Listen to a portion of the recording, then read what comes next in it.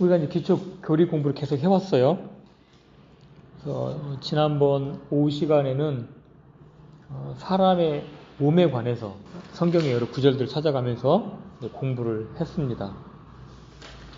가장 기본적으로 등장하는 단어가 이제 플래시였는데 그 문맥에 따라서 몸, 육체, 육신 등으로 번역된 것을 우리가 확인했죠.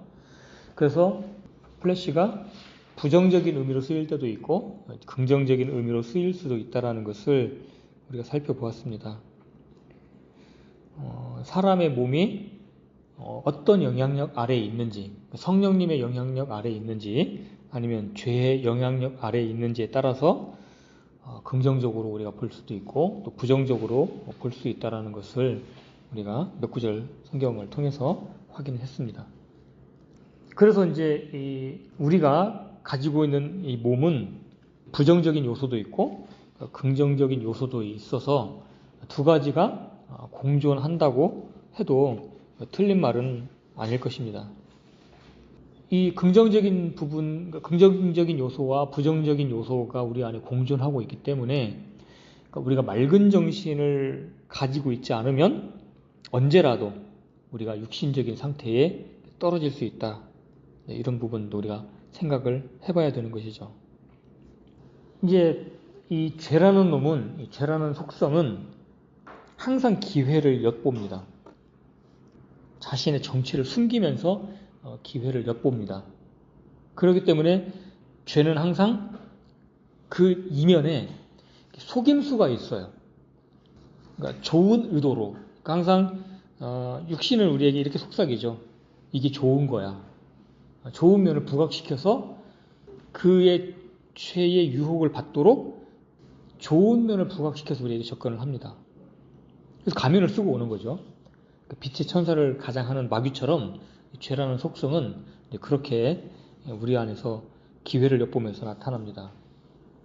그래서 이제 육신의 특성을 잘 설명하고 있는 인물을 찾으라 그런다면 이제 구약 성경에서 이제 사울을 찾을 수가 있죠. 사울은 육신을 예표하는 인물입니다. 그래서 하나님의 명령을 따르고 지키는 것처럼 보이지만 궁극적인 목적은 뭐냐면 자신을 세우고 높이는 겁니다. 사울 왕이 그랬잖아요. 육신은 이처럼 자신을 높이기 위해서는 하나님도 교묘히 이용할 수 있습니다. 물론 하나님은 속지 않으시죠. 우리 안에 계신 성령님은 속지 않으시죠. 그러나 우리는 속일 수 있습니다. 우리가 맑은 정신을 가지고 있지 않을 때. 그래서 우리는 이 육신을 처리하는 방법을 성경을 통해서 공부해서 그러한 내용들을 우리 삶에서 적용시켜 나가야 됩니다. 그래서 오늘 이제 다뤄볼 내용은 이제 육신을 처리하는 방법, 이런 주제로 다뤄보려고 합니다. 제가 많이 알지는 않지만 몇몇 구절들 또 몇몇 가지 측면들을 살펴보려고 합니다. 우리가 이제 육신을 처리하는 방법을 공부하면서 매우 주의해야 될 내용이 있습니다. 그것은 뭐냐면 이렇게 육신을 처리하는 방법을 배우면 이거를 다른 사람한테 적용시키려고 하지 말고 나한테 적용시키려고 해야 됩니다. 우리 특성이 뭐냐면 이 말씀은 쟤한테만 하시면 딱 맞아. 이렇게 이제 생각할 때가 참 많거든요. 근데 다른 사람 신경 쓸 거 없고 나한테 적용하려고 생각을 해야 됩니다. 늘 이제 그렇죠. 우리가 이제 성도들과의 관계를 맺다 보면 이상하리만큼 나한테 적용하기보다는 늘 이제 상대방에게 적용시켰으면 좋겠다고 늘 생각을 합니다. 그거는 우리가 할 수 있는 영역이 아닙니다. 그 영역은 그 사람이 할 영역이에요. 그러니까 십자가를 적용하고 육신을 처리하는 방법은 나한테 내가 적용할 수 있습니다. 내가 할 수 있는 일을 해야 되는 거예요. 그래서 육신을 처리하는 방법의 첫 번째로 제가 이제 제시하고 싶은 건 뭐냐면 육신에 대해서 하나님께서 판단을 내려놓으신 그 하나님의 판단을 우리가 신뢰하고 기꺼이 받아들여야 된다는 것입니다. 성경에서 이제 하나님께서 우리 육신을 향해서 내려놓은 진단이 있어요. 그거를 우리가 신뢰해야 된다는 겁니다. 그걸 믿어야 된다는 거예요. 로마서 7장은 육신에 대한 깊은 어떤 그 진리가 잘 정리되어 있습니다. 우리가 이제 7장을 다 살펴볼 시간이 없어요. 그래서 그냥 제가 짧게 키포인트만 말씀을 드리면, 사도 바울이 율법을 지키려고 했죠. 그래서 율법을 잘 지켰습니다. 율법으로는 흠이 없을 정도라고 말했을 정도로 율법을 잘 지켰습니다. 근데 사도 바울이 넘지 못한 하나의 계명이 있었습니다. 그게 뭔가요? 10계명 중에서 뭐 하나 이게 딱 걸렸어요. 그건 바로 뭐냐면 10번째 계명입니다. 너는 탐내지 말라. 탐내지 말라라는 그 계명은 사도 바울이 지킬 수가 없었습니다. 그 계명 앞에 자기 자신이 죄인으로 드러났어요. 왜 그렇습니까? 탐내지 말라라는 계명은 사람의 내면에서 일어나는 거를 금지하는 명령이에요. 그렇죠? 이 탐내지 말라라는 이 명령 앞에서 사도 바울은 속수무책이었습니다. 외적으로 드러나는 그러니까 외적 행동으로 드러나는 죄는 절제하고 통제할 수가 있었지만 마음속에서 일어나는 죄는 이게 통제가 안 되는 거예요. 그러니까 어떤 것을 판단하고 결정하기도 전에 이 탐심이라는 놈은 허락도 없이 그냥 올라와 있어 벌써. 그렇잖아요. 내가 제어가 안 되는 거야. 이미 탐심이라는 놈이 내 안에 딱 들어와서 자리를 딱 잡고 있는 거예요. 물론 그 탐심을 외적으로 드러나지 않도록 통제하고 절제할 수는 있겠죠. 훈련이 된 사람이라면. 그렇지만 그 탐내지 말라는 그 명령은 이미 탐심이 있는 거를 외적으로 행동하지 말라 그런 명령은 아니잖아요. 탐내지 말라고 했단 말이에요. 근데 탐심이라는 놈이 벌써 딱 들어와 자리를 잡고 있어요. 그러면 이미 계명을 어긴 게 되는 것이죠. 그래서 이 명령 앞에서 자신이 죄인이라는 것에 대해서, 자신이 죄인으로 드러나는 것에 대해서 속수무책인 것이죠. 그러니까 어떤 것을 판단할 겨를도 없이 마치 그냥 엎지른 물처럼 자기 마음에 떠올랐단 말입니다. 그 순간 자기는 뭘로 드러나요? 죄인으로 드러나는 것이죠. 이처럼 로마서 8장 7절의 말씀처럼 죄가 명령을 통해 기회를 타서 내 안에서 온갖 종류의 욕정을 이루었고 하나님의 법 앞에서 자기가 죄인으로 드러났습니다. 그러니까 죄인으로 드러나면 어떻게 됩니까? 그 사람은 사망의 심판에 놓이는 거죠. 이처럼 율법의 역할은 뭐냐면 우리 안에 죄가 있다라는 것을 드러내는 역할을 합니다.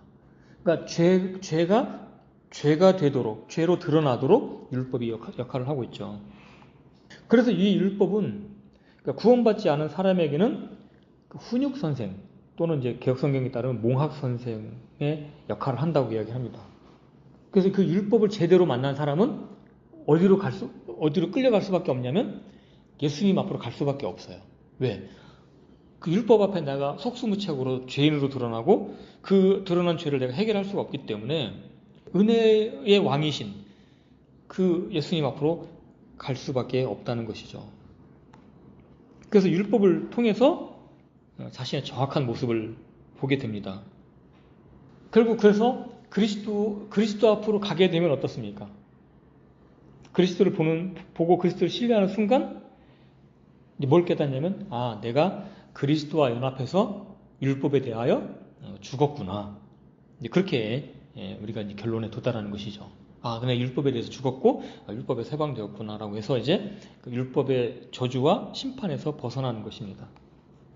그래서 이 육신으로는 어떤 것으로도 하나님을 기쁘시게 할 수 없다라고 하는 이 성경적 진리를 우리는 인정을 해야 된다는 것이죠. 첫 번째가. 또 이제 구원을 받았어도 우리가 이제 선을 행해야 된다라는 것을 이제 알았습니다. 그런데 이제 그 선을 행하고 하나님의 뜻을 행하는 데 있어서 자기의 육신을 의지하는 사람들이 있어요. 그렇죠? 물론 이제 성령님을 의지해야 되겠다라고 관념적으로는 그걸 알고는 있지만 실상은 성령님을 의지하기보다는 내 의지나 내 노력으로 어떤 율법이나 하나님의 명령을 지키려고 할 때가 있단 말입니다. 이 구분이 잘 안 될 때가 있는 것이죠. 마치 이제 어떤 경우와 같으냐면 이제 갈라디아 교회 안에 들어왔던 것처럼, 그러니까 성령님으로 시작했다가 육체로 완전해지고자 하는 것처럼, 물론 의식적으로 그러니까 율법을 지켜서 내가 구원을 받겠다 그런 의미는 아니지만, 내가 하나님께서 우리 안에 주신 선한 목적과 선한 뜻을 가지고 어떤 좋은 일을 할 때가 있습니다. 근데 시간이 지나다 보면 그게 뭘로 바뀌냐면 육신의 행위로 바뀔 때가 있어요. 그쵸? 그 자주 경험을 하죠. 그때 다시 또 우리가 하나님을 의지해야 되는데, 육신을 의지하다 보면 이제 어떻게 되냐면은 한계에 부딪히고, 아까 우리 조영진께서 말씀하셨던 것처럼 실망하고, 괜히 했나봐, 괜히 손 내밀었나봐 이러면서 이렇게 좀 다시 이렇게 거두어들이는, 내가 하려고 했던 걸 거두어들이는, 그래서 실패하는 어떤 그런 신앙을 하게 된다는 것이죠. 근데 그런 일들을 하나님께서는 이 구원받은 성도들에게 자주 허락을 하셔요. 그러니까 자주 실패하는 것을 허락을 하십니다. 왜 그러냐면, 이 사람 구원받은 성도를 할지라도 그 타락해져 있는 그 육신의 본성이 얼마나 교묘하고 온갖 술수를 쓰면서 자신의 정체를 가린 채 그 악을 드러내려고 하는지, 우리가 그 본질을 잘 보지 못했기 때문에 자주자주 육신을 의지하려는 경향이 있다는 것입니다. 그래서 하나님은 우리가 그런 육신을 의지하지 않도록, 육신을 의지하는 것이 얼마나 치가 떨리고 나를 괴롭히는 것인가를 경험적으로 알게 하시도록 하기 위해서 그런 실패하는 일들을 허락을 하십니다. 그래서 내가 나중에 시간이 지나면 그런 육신의 실패가 오더라도 금방 일어나요. 원래 육신은 요런 놈이지, 그러면서 툴툴 털고 금방 일어나고 다시 또 주님을 의지하도록 마음을 바꿉니다. 그게 이제 처음에는 시간이 오래 걸려요. 내가 정말 이렇게 믿음으로 하려고 했는데 너무 연약했네, 참 나라는 존재는 좀 구제불능인가 봐, 이런 어떤 생각 속에 빠지면서 막 고뇌하고 그걸 고민하고 막 그런 시간들을 막 보내는 거죠. 그런 것들이 반복되면서 무엇을 깨닫냐면, 육신은 소망이 없네, 그런 것들을 이제 배우게 된다는 것이죠. 그래서 하나님께서 우리에게 가르쳐 주시죠. 육신의 생각은 하나님과 원수구나, 하나님의 일에 아무런 도움이 안 되는구나, 이런 것을 가르쳐 주신다는 것입니다. 그래서 육신의 생각은 하나님의 법에 하지도 않을 뿐만 아니라 하나님과 원수이고 또 사망에 이르게 한다는 것을 우리의 어떤 그냥 관념적이고 이론적인 것이 아니라 구원받은 성도들 안에도 그런 것들을 허락을 하신다는 겁니다. 그래서 영적으로 성장하도록 만드시는 거예요.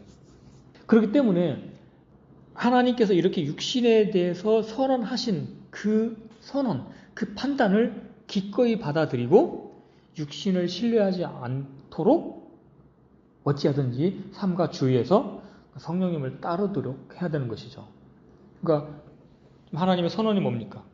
방금 말씀드렸던 것처럼 육신의 생각은 하나님께 굴복하지 않을 뿐만 아니라 하나님과 원수이고, 그 육신을 따라가면 사망이라는 결과에 도달한다라고 하는 하나님의 선언이 있다는 겁니다. 그래서 그 선언을 우리가 기꺼이 받아들이고 육신을 따르지 않고 성령님을 따르도록, 어찌하든지 이거는 성령님을 따르라라고 성경에서 이야기하고 있지만, 그것이 실제 내가 살아가는 삶 속에서 그것이 어떻게 이루어지는지는 경험적으로 해보지 않으면 어려운 거예요. 그러니까 자전거를 타는 법을 이론적으로 배워서 알고 있다 하더라도 실제 가서 자전거를 타면 넘어지죠. 그와 마찬가지인 거예요. 신앙에도 성령님을 따라 사는 삶도 실제 우리가 경험을 해보지 않으면 배우지 못한다는 것이죠. 그래서 두 번째는 그렇게 하나님께서 육신에 대해서 선언하셨으니 이제는 더 이상 그 육신을 신뢰하지 말아야 된다는 것입니다.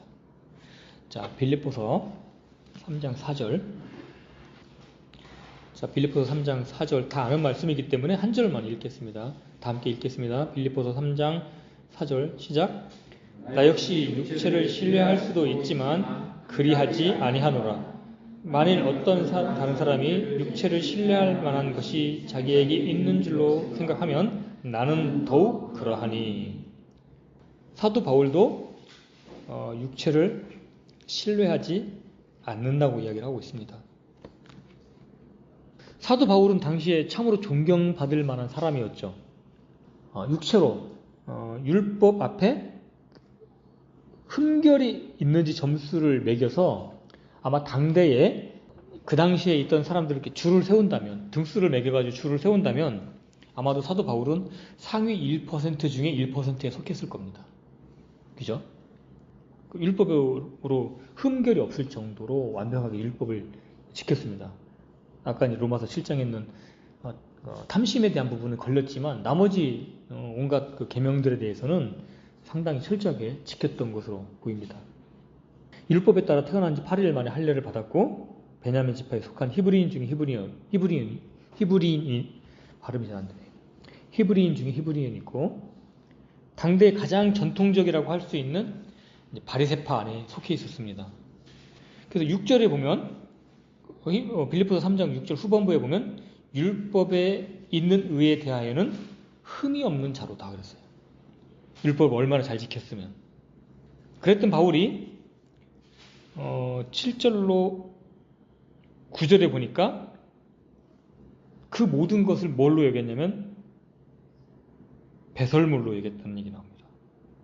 그죠?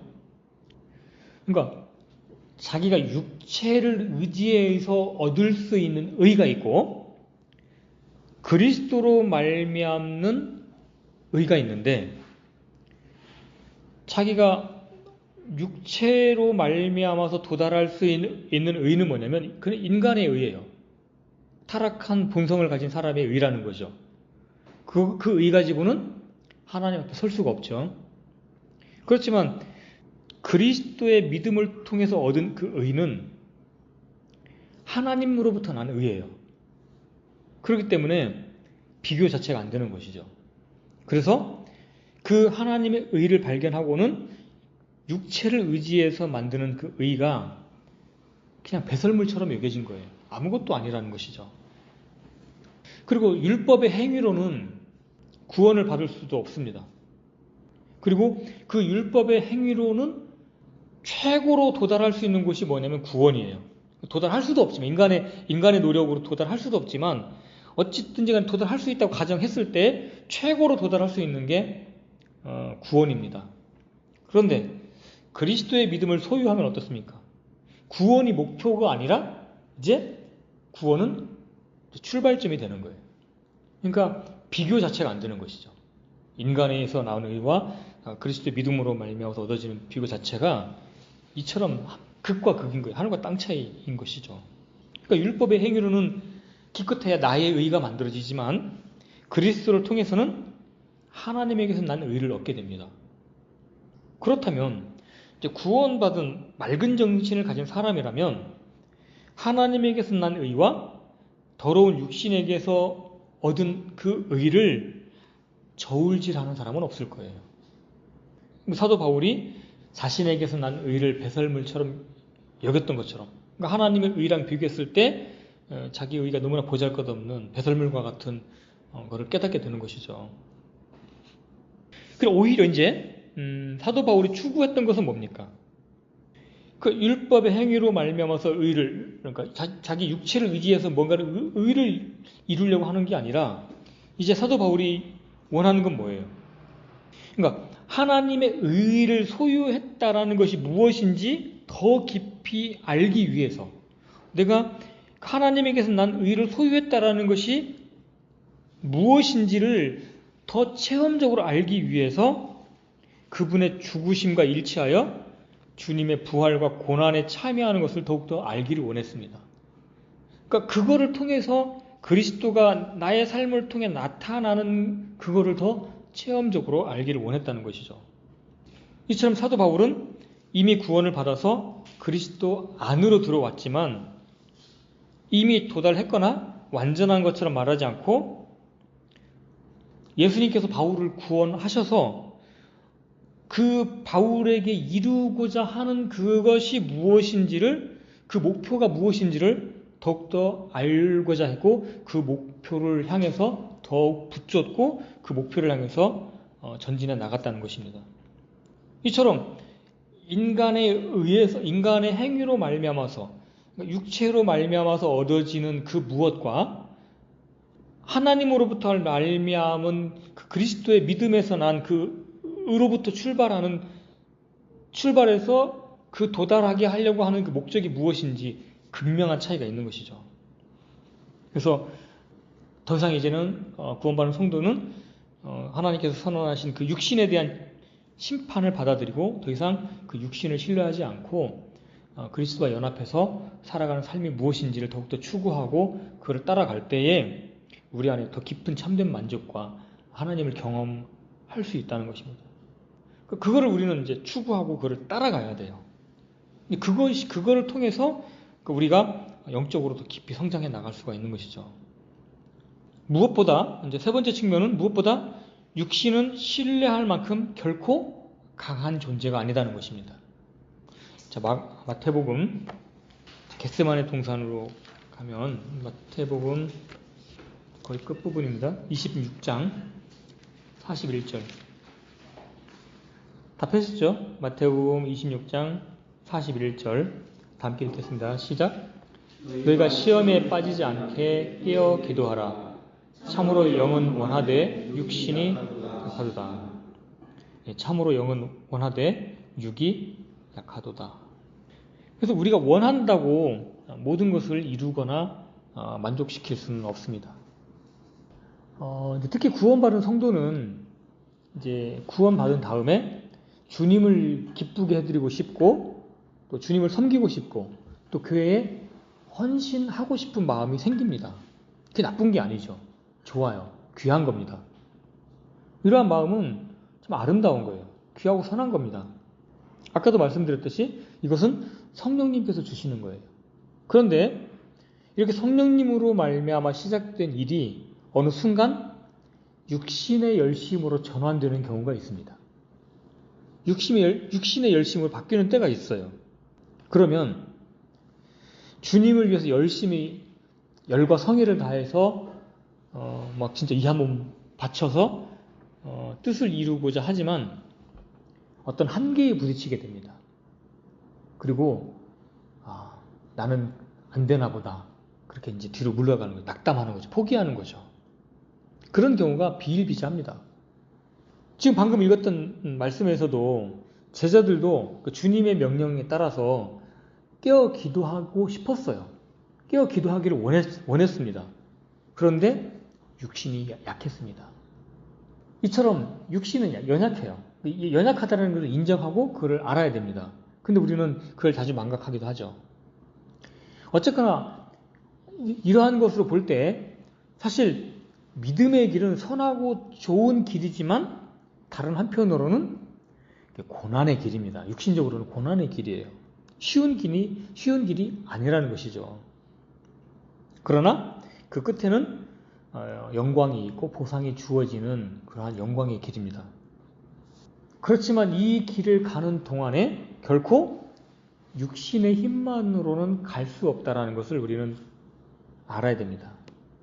그래서 육신을 신뢰하지 말고 성령님을 의지하는 방법을 체득해야 돼요. 배워야 돼요. 그건 누가 아무리 설교를 많이 듣는다고 해서 이게 배워지는 게 아니에요. 그럼 내게 주어진 환경에서 치열하게 기도하고 싸우면서 주님으로부터 직접 체험적으로 배울 수밖에 없는 거예요.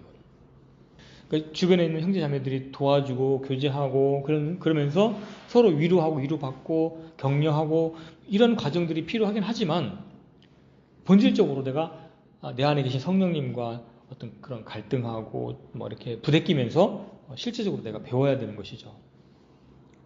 이렇게 이제 육신에 대한 이제 판단이, 육신에 대한 성경의 선언이 딱 나왔습니다. 그러니까 일단은 먼저 육신은 하나님께 굴복하지도 않고 굴복할 수도 없고 하나님과 원수이며 하나님을 대적한다라는 거. 그리고 육신은 믿을 만한 대상이 못 된다라는 거. 그리고 육신은 연약하다라는 거. 이게 성경의 정의입니다.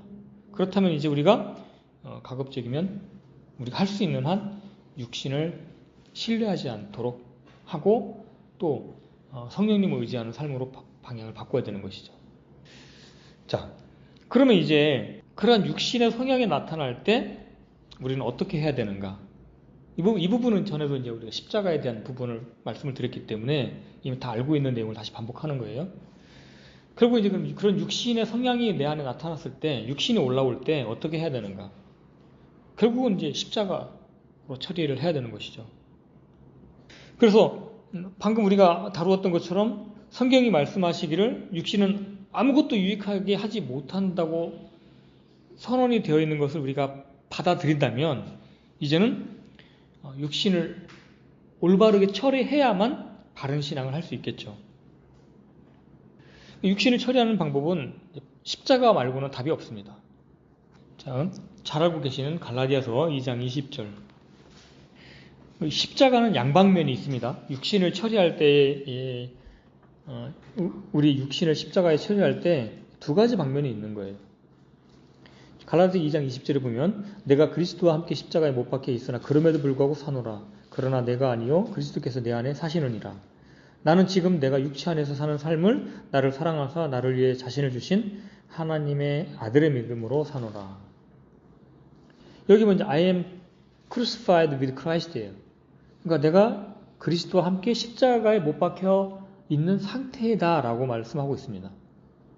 여기는 이제 I am crucified라고 하는 수동태로 되어 있어요. 즉 이 이야기는 뭐냐면 내가 그리스도와 연합되어 그분의 죽음에 참여하고 있다는 것을 이야기합니다. 그것을 믿는 것이죠. 그러니까 이 이야기가 실제로 내 물리적인 몸을 십자가에 못 박으라는 이야기는 아니라는 걸 알고 계시죠? 또 이제 필리핀에 가니까 십자가를 짊어지고 다니는 사람이 있더라고요. 실제로 이렇게 막 짊어지고 다니는 어떤 고난, 그리스도 고난을 체험한다고 짊어지고 막 길거리에서 이렇게 십자가를 짊어지고 다니는 사람이 있더라고요. 그렇게 이제 내 몸을 그렇게 이제 십자가에 박으라는 게 아니라 내 육신, 어떤 죄의 성품 이런 것들을 이제 십자가에 못 박으라는 것이죠. 그것이 못 박혀 있다는 겁니다. 그래서 우리 몸에서 죄의 영향력이 있는 그 육신을 십자가에 못 박혀 있다. 내가 그리스도와 연합되어 십자가에 못 박혀 있다는 사실을 그렇게 여기고 믿으라는 거예요. 조금 더 넘겨서 5장 24절.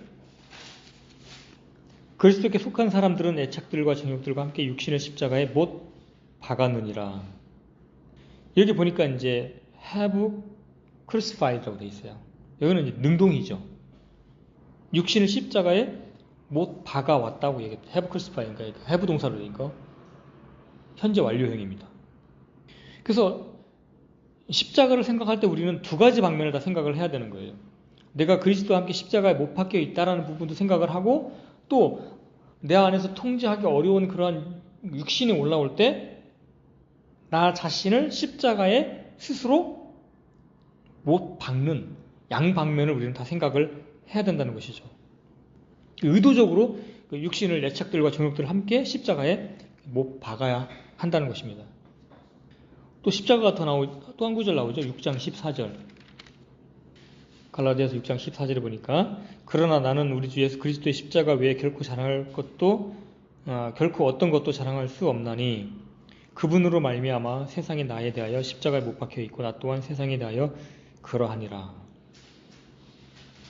5장 24절은 애착들과 정욕들과 함께 육신을 십자가에 못 박았다고 그랬습니다. 그건 이제 내 안에 있는 세상이죠. 내 안에 있는 죄성으로 만들어진 악한 것들과 그러한 성향을 십자가에 못 박으라고 얘기를 하고 있습니다.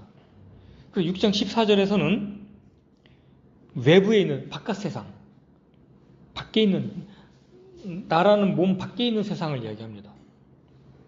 그래서 이 육신이 바깥에 있는 세상에 대하여 또 바깥에 있는 세상이 나에 대하여 상호 못 박혀 있어서 법적으로 끝났다. 관계가 끝났다. 서로 상관관계가 존재하지 않는다. 서로 관여할 수 없는 존재가 됐다라고 이렇게 선언하고 있습니다. 그래서 그것을 그렇게 여기고 믿어야 한다라는 것을 말씀하고 있는 것입니다. 그러고 보니까 세상은 두 개의 세상이 있죠.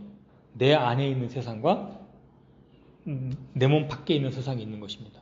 그것들이 내 안에 있는 세상이든 밖에 있는 세상이든 나에게 끊임없이 영향을 주고 나를 죄 아래로 끌어가려는 속성들이 양쪽 세상으로부터 있다는 것이죠. 그렇기 때문에 십자가를 통해서 두 세상을 다 못 박는 것이죠. 또한 못 박혀 있는 것이죠. 그렇게 여기고 그렇게 받아들이라는 것입니다. 이 말씀은 매우 영적인 것이고 또 이 말씀을 깊이 이해하면 할수록 우리는 영적인 삶을 살아갈 수 있는 비결을 얻는 것입니다. 이 말씀을 통해서 볼 때 우리는 무엇을 발견할 수 있습니까? 그리스도인들은 반드시 죽어야 사는 자들입니다. 죽지 않으면 육신으로 사는 자들이기 때문에 그렇죠. 육신이 죽어야 그리스도로 말미암아 살 수 있습니다.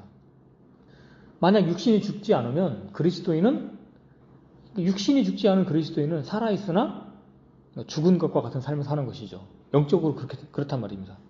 물론 육적으로야 살아있는 것이죠. 이처럼 육신이 죽은 그리스도인들만이 그리스도의 생명을 나타낼 수 있습니다. 자, 이렇게 이제 육신을 십자가에서 처리를 하라고 이제 성경은 명령하고 있습니다. 또 한 방면으로 성경은 육신에게 기회를 주지 말라고 이야기하고 있습니다. 자, 로마서 일단 갈라디아서 폈으니까 갈라디아서부터 보시죠. 갈라디아서 5장 13절 졸리니까 같이 한번 읽겠습니다. 5장 13절 시작. 형제들아, 너희가 부르심을 받아 자유에 이르렀으나 오직 자유를 육신을 위한 기회로 쓰지 말고 사랑으로 서로를 섬기라. 그렇습니다. 기회를 주지 말라는 것이죠. 육신을 위한 기회로 쓰지 말라는 것입니다. 어떤 사람이 자신의 악한 습관에서 해방을 받은 경험이 있더라도 과거의 환경으로 자신을 노출시키면 금방 다시 악한 습관으로 빠집니다. 아까도 말씀드렸듯이 육신은 결코 신뢰할 만큼 강하지 않습니다. 예를 들어서 도박에서 해방을 받은 사람이 도박장 근처에 가면 그 사람은 금방 도박에 중독될 가능성이 매우 높습니다. 어떤 사람이 술에 중독된 상태에 있다가 믿음으로 잘 극복해가지고 술독에 빠져 사는 삶을 청산을 했어요. 벗어났어요. 그런데 그 사람이 나는 이제 술에 대해서 해방을 받았기 때문에 어떠한 술의 유혹이 와도 나는 술에 안 빠져 라고 자만심을 부리다가는 큰 위험에 빠질 수 있습니다. 그렇기 때문에 그러한 기회를 주지 않는 것이 현명한 것입니다. 자, 로마서 13장 14절 다 함께 읽겠습니다. 로마서 13장 14절 시작. 오직 너희는 주 예수 그리스도로 옷 입고 육신의 정욕을 채우기 위해 육신에게 기회를 주지 말라. 이제 영어 표현에 가서 보면 not make provision for the flesh 이렇게 돼 있어요. 뭔가를 프로비전은 공급하는 거잖아요. 육신에게 뭔가를 공급을 하면 육신이 강해지겠죠. 육신에게 기회를 주면 육신이 막 기름을 부은 불처럼 확 타오릅니다. 그래서 육신을 처리하는 또 다른 방법 중에 하나는 바로 뭐냐면 이처럼 육신에게 기회를 주지 않는 거예요. 육신의 힘이 작용할 수 있는 원인을 공급하지 않는 것이죠. 그러니까 어떤 분들은 이제 이런 것을 통해 가지고 이제 뭐 몸을 학대하고 그래서 몸에게 어떤 음식을 제공하지 않고 뭐 금욕하고 이렇게 하고 있는데 그런 의미는 아니에요. 아무리 구원받은 성도라 할지라도 또 믿는 성도라 할지라도 육신에 속한 생각이 마음의 자리를 잡으면 금방 불이 막 그 들에 불씨가 떨어지면 금방 불이 막 봄철에 불씨가 떨어지면 바람결에 막 쫙 불이 번져 나가는 것처럼 생각 안에서 금방 불이 탑니다. 육신의 생각이. 그래서 어떤 열매를 맺습니다. 그리고 이러한 공급은 마치 씨앗과도 같은 거예요. 그 씨 속에는 어떤 열매를 맺을 수 있는 성향이 들어있죠. 그 씨는 또 작습니다. 그렇지만 그 씨가 떨어져서 그 뿌리에 착근을 하면 씨에서 발화해가지고 자라서 열매를 맺습니다. 육신도 마찬가지입니다. 우리 안에서 육신의 생각이 어떤 발화점이 있어요. 그것이 자라나고 성장하면 반드시 열매를 맺습니다. 그렇기 때문에 육신에게 이러한 어떠한 계기나 동기도 제공을 하지 않는 것이 육신을 처리하는 가장 안전한 방법입니다. 오늘날 요즘 이제 그 아이들의 스마트폰에 빠져서 살고 있죠. 남녀노소 할 것 없이 다 핸드폰이나 스마트폰에 빠져 있습니다. 한번 거기에 빠지면 잘 못 벗어나요. 중독성이 있습니다. 그래서 그런 것들을 이제 제어하기 위해서 다른 어떤 부분, 좋은 어떤 기회를 제공해서 그런 것들 벗어날 수 있도록 해야 되는 것이죠. 우리가 신앙생활 하면서 여러 가지 그 육신적인 일들을 했다가 또 거기서 벗어나는 경험이 있을 겁니다. 또 그렇게 승리하는 삶을 살아본 경험도 있을 거예요. 그때 사실은 또 위험합니다. 우리가 어떤 것을 극복했고 이제 할 수 있다라는 생각을 가지고 안도하는 순간 교묘하게 다른 방법으로 찾아온다는 거예요. 이 육신이라는 놈은. 두더지 같아요. 두더지 게임 하면은 치면 다 들어가는데 치고 없는 듯 싶으면 또 올라옵니다. 이 육신이라는 놈이 그래요. 또 근데 그 두더지 게임은 우리의 시야에 눈이 들어오게 올라오잖아요. 알 수 있어요. 올라오는지. 근데 우리가 가지고 있는 이 육신이라는 놈은 어떻습니까? 올라오는지도 모르게 올라와요. 그게 육신이에요. 속임수가 있습니다. 교묘한 방법으로 다가온다는 것이죠. 그래서 우리는 늘 맑은 정신을 가지기 위해서 날마다 성경을 묵상하고 공부를 해야 됩니다. 그렇지 않으면 그 육신이라는 놈이 우리에게 찾아왔는데도 그게 육신인지 아닌지도 모를 때가 많아요. 또 이게 이제 승리하는 삶을 말씀을 드렸는데, 그러니까 어떤 부류의 사람들은 십자가의 죽음을 거쳐서 이제 부활의 영역으로 들어갔기 때문에, 그리고 자신들은 부활의 생명을 누리고 있기 때문에 모든 것에서 자유롭다고 말하는 사람이 있습니다. 그래서 육신의 모든 애착들과 정욕들을 죽음에 다 넘겨왔고 이제는 새 생명으로만 살기 때문에 자신들은 아무런 죄도 안 짓는다고 말을 하는 사람이 있어요. 참 엄청 부럽습니다. 저도 그러한 경지에 한번 들어가 보고 싶은데 저는 아직 그러한 경지는 한 번도 가보지 못한 것 같아요.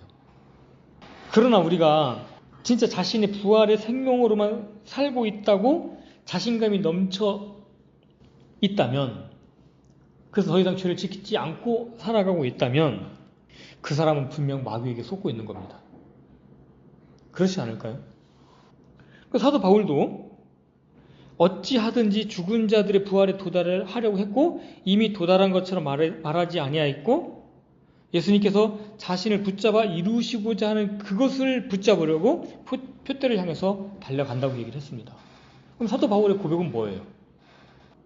분명히 완전한 그러한 부활의 생명에 도달했다고 사도 바울이 이야기하고 있지 않습니다. 여전히 사도 바울은 날마다 죽노라고 얘기했어요. 이미 완전한 부활의 생명으로 살고 있다고 생각한다면 그 사람은 육신에 대해서 날마다 처리해야 할 것들이 있는데 처리하지 않고서 마귀에게 속고 있다고 우리는 볼 수 있는 겁니다. 그렇잖아요. 사도 바울은 날마다 죽는다고 했는데 날마다 죽지 않고 날마다 육신을 십자가에 처리하지 않고도 그 부활의 생명으로 늘 살고 있어서 죄를 범하지 않는다라고 말을 한다면 그 사람은 분명 마귀에게 속고 있거나 아니면 어떤 관념적인 영적 우월감에 빠져서 착각을 하고 있는 것이죠. 그래서 우리는 사도 바울이 날마다 죽노라라고 고백했던 그 고백이 필요하다라는 사실을 우리는 인지를 해야 되는 것이죠. 그리고 이제 마지막으로 육신을 제어하고 자신을 깨끗하게 하도록 노력을 해야 됩니다. 왜 그러냐면 우리가 육신에게 기회를 주지 말아야 되는데 이미 육신에게 기회를 주었거나 또는 나는 의도적으로 육신에게 기회를 주지 않았음에도 이 악한 마귀가 살며시 들어와서 내가 알지 못하는 사이에 알을 까놔가지고 그것이 어느든가 자라고 있어서 이미 육신의 일로 진행하고 있을 때 그때는 제어를 해야 되는 거잖아요. 그러니까 육신의 것이 내게 아직 안 들어왔을 때는 기회를 안 주면 되지만 어떠한 이유에서든지 간에 이미 육신이 내 안에서 자라고 있어요. 어떤 그런 육신의 성향이 자라고 있어요. 그런 경우는 기회를 주는 단계를 그러니까 기회를 안 주는 단계를 넘어서서 이미 있기 때문에 그때는 이제 제어하고 통제를 해야 되는 것이죠. 자, 베드로전서 2장 11절. 베드로전서 2장 11절. 자, 다 함께 읽겠습니다. 시작. 극진히 사랑하는 자들아, 나그네와 순례자인 너희에게 내가 간청하노니 혼을 대적하여 싸우는 육체의 정욕들을 삼가라. 예, 이게 우리 안에서 혼을 대적하여 싸우는 육체의 정욕을 삼가라. 그래서 우리 안에 있는 죄성과 죄의 영향력 아래에 있는 육신은 항상 우리 혼을 대적합니다. 왜요? 우리 혼을 굴복시켜서 어디로 끌고 가려고? 죄 아래로 끌고 가려고 하는 것이죠. 그러니까 죄 아래로 끌고 간다는 얘기는 뭡니까? 우리가 하나님과의 원수 관계로 들어가도록 만드는 것이죠. 그래서 어떤 그러한 죄의 영향력과 죄의 유혹이 우리를 강하게 이끌어가고 있다면 그 목적이 바로 뭐다라는 걸 우리가 생각을 해야 되냐면 이것의 결과가 하나님과의 원수 관계를 만들려고 하는 거구나. 물론 우리가 구원이 취소가 되는 건 아니지만 그 상태적으로 하나님과의 원수 관계로 우리를 만들어가서 하나님께 불명예스럽게 만들고 우리의 혼을 피폐하게 만들려는 것입니다. 영적으로. 그래서 우리는 영과 육의 모든 더러움에서 우리 자신을 깨끗하게 하도록 늘 신경을 써야 됩니다. 그러나 이 일을 행함에 있어서 우리 힘이 절대적으로 부족하죠. 아까 살펴봤던 것처럼 연약합니다. 그렇기 때문에 항상 성령님의 도우심을 구해야 됩니다.